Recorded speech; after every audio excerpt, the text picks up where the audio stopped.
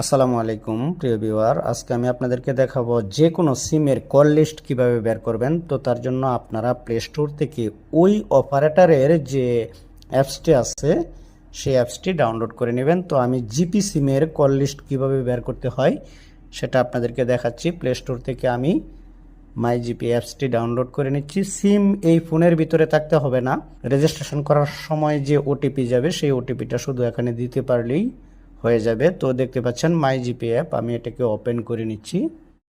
Open করে নেওয়ার পর যে সাইন ইন দেখতে পাচ্ছেন এখানে ক্লিক করবেন। ক্লিক করার পর এখানে ফোন নাম্বারটা দিয়ে দিব।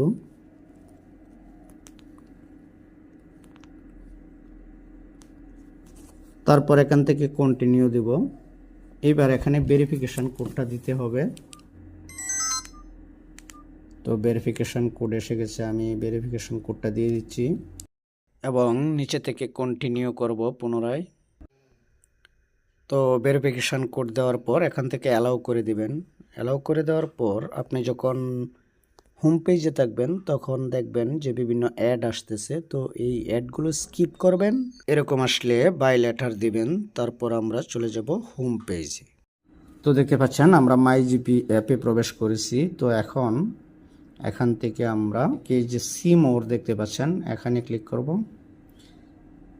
এখানে ক্লিক করার পর দেখতে পাচ্ছেন ইউজেস হিস্ট্রি নামে একটা অপশন আছে, এখানে ক্লিক করব। এখানে ক্লিক করার পর এখান থেকে অ্যালাউ করে দেব।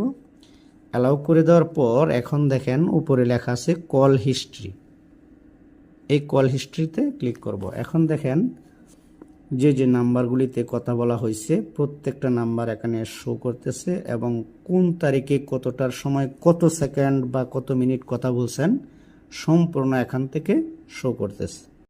যে কলের তথ্যটি আপনার দরকার আপনি এখান থেকে দেখে নিতে পারেন অনায়াসেই। তো আশা করি পুরো প্রসেসটা বুঝতে পারছেন। ভালো থাকবেন। আসসালামু আলাইকুম ওয়া রাহমাতুল্লাহি ওয়া বারাকাতুহু।